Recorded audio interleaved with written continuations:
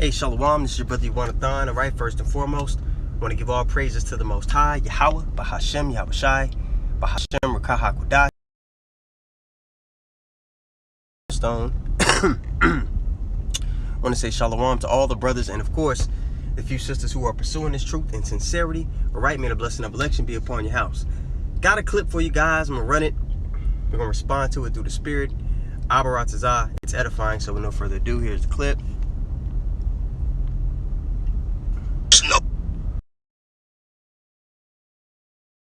The only way to make a one world government work is to have the people embrace it. They have to want it because nobody wants it. So the trick is to make people want it. Known this forever. The Vatican knew this. The Pope wanted to rule the world. They all knew it, but they couldn't do it. The only way is if there was some extraterrestrial threat from up above us. That would be the only way to have everyone embrace the one world government. They could never make it work. They didn't have the technology 500 years ago. The Vatican knew about it. They wanted it. And you go to the Vatican, you see paintings of like UFOs with aliens in them, and they're preparing us for a fake alien invasion. That's always been the plan. You know who promoted space more than anybody? The Vatican. They have all the astronomers. They're all Jesuit Vaticans. All of them. All the ones that are giving us this information about space. They all come from the Vatican. The most powerful telescope, the Vatican. And you know what name it is? Lucifer. Lucifer's dick balls. All right, so really, chiefly, the elites of the world, the elite bankers, they're the ones who pull the strings. You know, the Vatican is just another tool. Pope is just another tool. These countries is just another tool that they use to forward their will, to forward their agenda, which is not even their will. The Lord has them doing these things. But, you know, in this time, the Lord has inquisition being made of all the lies that they spread. And the agenda behind those lies that they tell are being revealed as well. I first want to read, let's go to 2nd Ezra. I'm going to read verse 27, then I'm going to jump back up to verse 18. 2nd Ezra 6:27. For evil shall be put out, and deceit shall be quenched. As for faith, it shall flourish. Corruption shall be overcome, and the truth, which hath been so long without fruit, shall be declared. And that's when all these kingdoms, all these countries and nations, and this devil is put to bed. All right, now let's jump back up to verse 18 here, 2nd Ezra 6. It says, and it said, behold, the days come that I will begin to draw nigh and to visit them that dwell upon the earth. And ever since the pandemic, we've been having a record number of chariot sightings. And the chariots, what they call UFOs, are described in the Bible.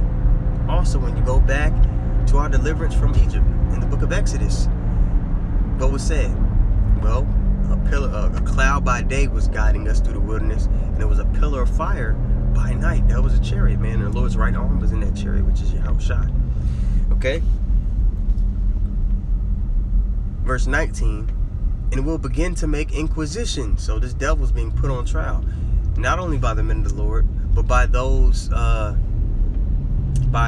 his own nation, whistleblowers, and will begin to make inquisition of them, what they be that have hurt unjustly with their unrighteousness, when the affliction of Zion shall be fulfilled.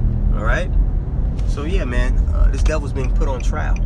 Now, the guy mentioned in the lesson, they want to paint the UFOs out to be some little green men in ships or gray men in ships, okay? So that they could have a common enemy between all the nations and they could push that one world agenda. There's only going to be one world government that's going to be successful, and it's not going to be Esau's. It's going to be the kingdom of heaven, all right? Ruled by Yahushua, King David, the elect, the Israelites, man. That's the only one world government that's going to be established. That's written. Okay. Now I want to go to Obadiah verses 3 and 4. Let me see here. Because around the same time, wasn't it 2020? Was a little bit before that, when the Space Force, somebody could put it on a comment board, when they established the 6th branch of the military, the Space Force. What is that for? Because it's not for, other nations and their satellites. No, they got the Air Force for that. They're planning and they're gearing up because they actually have that thought in their mind that they're going to overcome the Son of God. All right, Obadiah 1 and 3. The pride of thine heart hath deceived thee, thou that dwellest in the clefts of the rock. And we know Edom came from Mount Seir. That's their origins. That's why when you go to any metropolis here in America or in Europe, what do you see? You see those artificial caves they built up, those skyscrapers, because he's homesick. All right, whose habitation is high, that saith in his heart, who shall bring me down to the ground? Though thou exalt thyself as the eagle, and they've always used that symbol. The Romans, when they would go out to battle, they would have that eagle.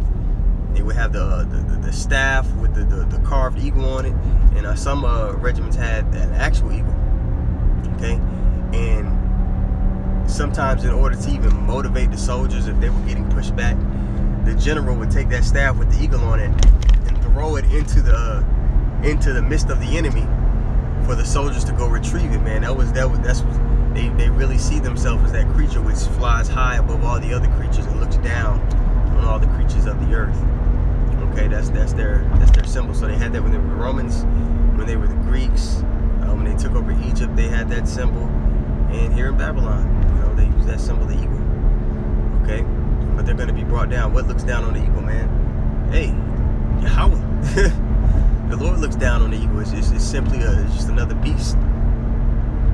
Okay, it's another beast to the Lord.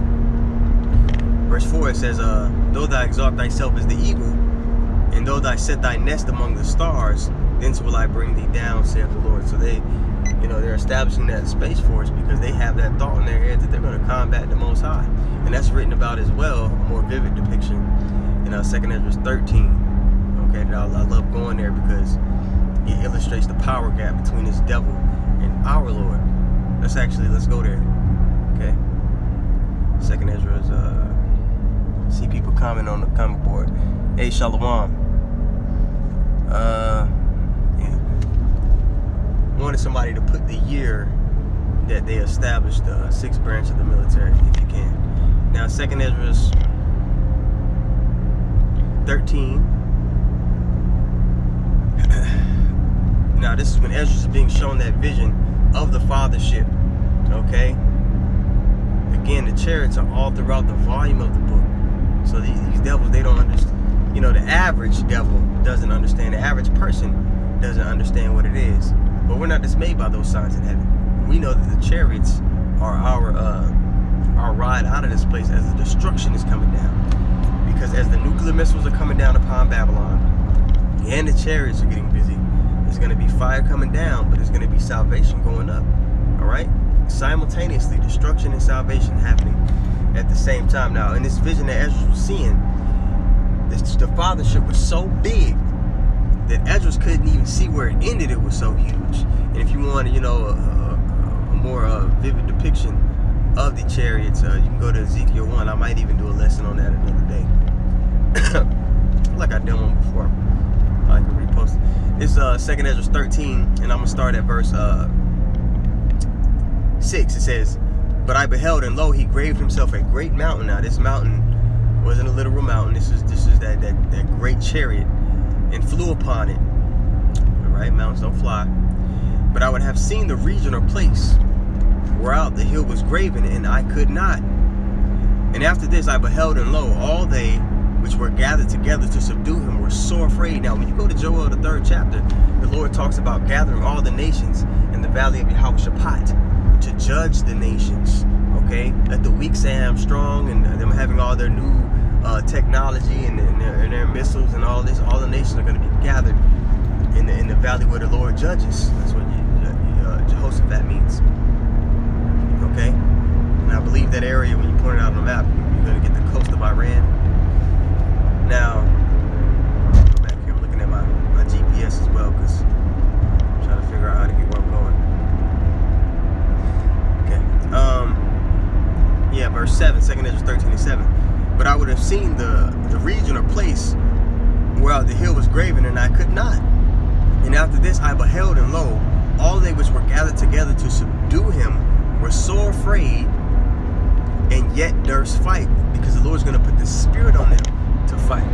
So yeah, they're building, their space force, and they're trying to get their technology and figure out a way that they can combat the Lord. They got their CERN portal, and they're trying to call on these other entities, which is really just a trick bag, because the Lord has them calling these other entities, which are gonna fail them, you know, when it's time for the final battle. But you know, when it comes down to it, when it comes down, they see the Lord face to face. That spirit, that confidence that they have is gonna flee out of them. But the Lord's gonna put the spirit on them to continue forward with what they were supposed to do, for prophecy's sake. Okay, gathered together to subdue him, were sore afraid. Right, to the, you know, when you see somebody so afraid that they just get stuck and they can't move, they just freeze. The Lord gonna snap them out of that for that ass whooping. And yet durst fight. And lo, as he saw the violence of the multitude that came, he neither lifted up his hand. That's the reason it's written like this. He neither lifted up his hand, nor held sword, nor any instrument of war. Okay, right there it's written that way to show you the effortlessness in which the Lord is about to do what he's about to do. Okay? But only I saw that he sent out of his mouth as it had been a blast of fire, out of his lips a flaming breath, and out of his tongue he cast out sparks and tempests. And they were all mixed together, the blast of fire, the flaming breath, and the great tempest, and fell with violence upon the multitude which was prepared to fight, and burned them up every one punch man, one hit a quitter. All right, violence upon the multitude which was prepared to fight, and burned them up every one, so that upon a sudden of an innumerable multitude nothing was to be perceived. Think about that. All the nations, all their militaries, all their troops, all their tanks, their planes, their missiles eviscerated, drones eviscerated in an instant. They got a battle royale going on, and then they all stop to fight one power. He turned to fight Yahweh Shah, and he eviscerates them in one punch. That's to illustrate to you the power that's dealing with us. They can't hold a candle to it. Okay, so that should instill, when you read this, it should instill a supernatural, a divine confidence in what we stand for. Okay, it should instill in you, you know, a great, an immovable, unshakable faith and confidence, man. Our power can't lose. It just can't happen. It's impossible. Okay, so we just gotta, you know, do our part. Okay, and believe. All right, it says was prepared to fight, and burned them up every one, so that upon a sudden of an innumerable multitude nothing was to be perceived, but only dust and the smell of smoke. When I saw this, I was afraid. Okay, so Ezra was shown this vision of what was to come to pass. Okay, and that boosts my confidence reading it every time. I love reading it. Okay, so there's not going to be an alien invasion. That's not how it's going to go down. But there will be an angelic one. Okay, and they're coming to deliver the elect of the nation of Israel, which will be the so-called Black, Latino, Native American people, and the speckled bird Israelites mixed among all the nations. All right, so Abaratazah,